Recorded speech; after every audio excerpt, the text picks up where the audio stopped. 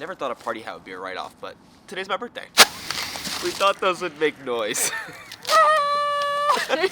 So, for today's video, I hopefully will be starting a tradition for my birthdays. Literally, I'm filming this and going to be uploading it on the birthday, but I want to give 24 lessons that I've learned over the past year that I think have really been instrumental in my success of running my own business for the first full year that I did that, moving into a van that's so big you could see it over pretty much anything, and really getting to the point where we're living life financially pretty much on our own terms.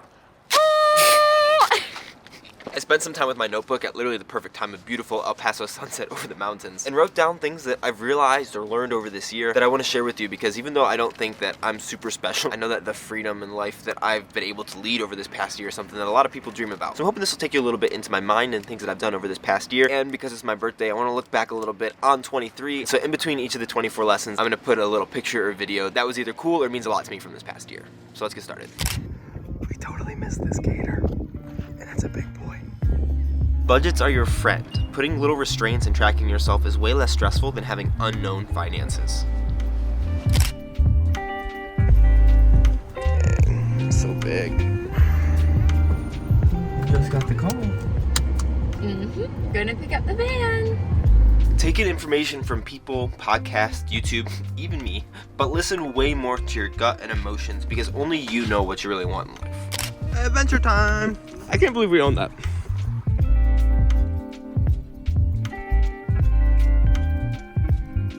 It often takes stepping away from outside voices to realign or even figure out what your true life desires are. The less service that you have, the better to do this, so try to stay away from the internet here. But to me, outside voices don't include people who know you for real and love you. Their input is sometimes better than your own. It's not fun. No. Like That was so easy. How'd you do that? Because I know what I'm doing. Create more than you consume. Contrary to the amount of videos that I put out, I really suck at this. We are definitely sinking over here, though. Nice fish, right? Wow, that's pretty. Oh, he got off. Oh, she broke something. Bugs pregnant. Yeah, these no-see-ums are killing me. Oh my god.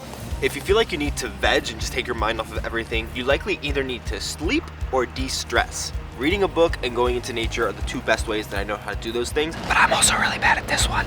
Almost there. Oh my gosh, there's so much wood in here. Don't beat yourself up. It doesn't do any good. You can't change the past, even the immediate past. And if you haven't been living or working the way that you want, that can change, but it's so much harder to do so if you're emotionally or mentally tying yourself to the past. Finishing up some yoga on the beach. Not the worst view.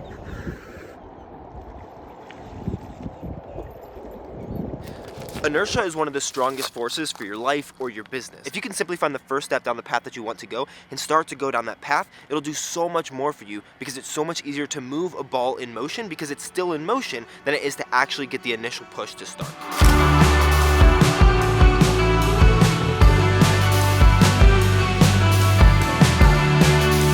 So much water. Don't wait to start something until you have all the answers, because if you just get started, you'll realize three things. A third of your questions simply don't matter. A third of your questions can be answered by experiential learning, actually doing the thing way more than they can by trying to figure it out. And a third of your questions will only be half as deep as they need to be. So even though you'll wind up with more questions, they'll be the right questions to ask to get you further along than if you wouldn't have started at all. Going on a little hike before a long drive. Like, wow.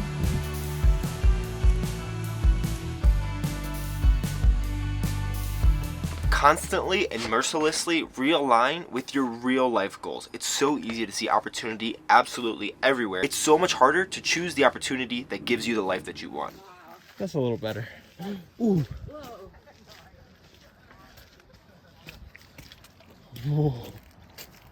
Continuing to do extreme things over and over again is that you're like, well, I can do the other thing, so I can do this too. Are you starting to feel like misted on? Mm-hmm. That's literally just we're getting hit by a cloud. Create and build systems that make your dream life easy, to the point that it's harder to not move in the correct directions because of the systems that you built around to help you.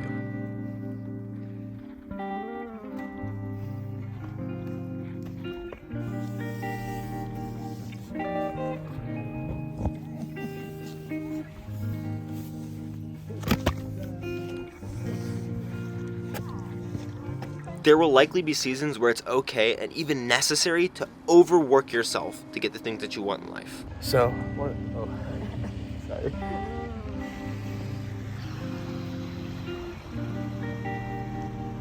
But building off the last point about overworking yourself, more often than not, balancing your life, relationships, and your work is more important, and it is possible. And the key to make that happen is to give yourself rest. Oh, look at that, another one that I suck at. Oh, did that knuckle?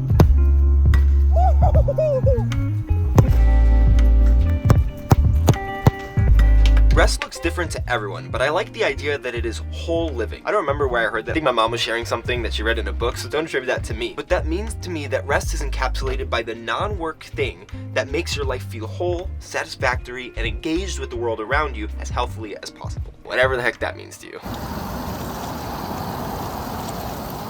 Get a life. Wait. Is that what that said? No, sorry. Get a hobby or two. They make working better because you're rested, happy, and have something to take your mind off of a completely just work-related state. For me, that might get a life though, so maybe that's why I said that. So obviously, because we're in the Boston area, we didn't get any in Boston. Oh, you don't like it? This is what we were looking for, Sam Adams. And I'm drinking a Massachusetts cider called Down East. This is groundbreaking, but spend less time on social media and in front of screens in general. Oh no, I'm so nervous. It's tough. Oh, it's so tough. It tastes kind of shrimpy. Very tough though. What I learned when I was researching how to cook them, you either have to cook it for a minute or an hour. It's soup. A squid, you goob. This one might even be more groundbreaking, but it's still more difficult, and that's eat when you're hungry, drink when you're thirsty, and sleep when you're tired. I wish it was that easy.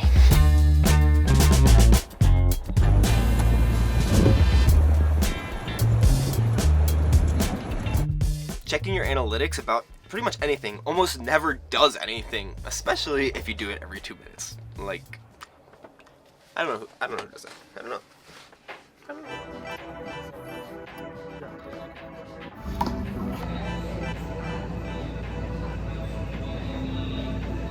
Brooklyn, baby, New York City. Max out your Roth IRA as early and as often as you can, and you'll be set for life.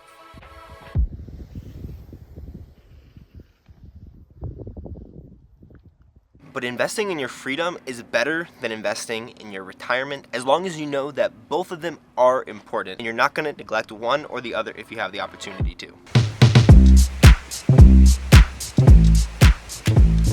You probably need less money than you think, and if you figure out what the minimum is that you're happy with, you'll probably be closer to freedom than you know. This is what bedtime looks like right now. So many layers. Hopefully we don't die. It's 9 degrees, and it's not going to be different than 9 degrees till tomorrow. I think I'm vaping at you right now. We live in a van, and we could choose every single place that we spend the night. Why are we here? I guess this applies to all relationships, but the context that I'm thinking of it is if you want to get married, marry someone who makes you a better and more rounded person. That's such a big dog.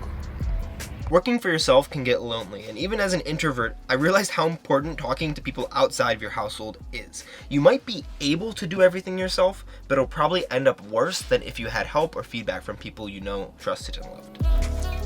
Hey, buddy.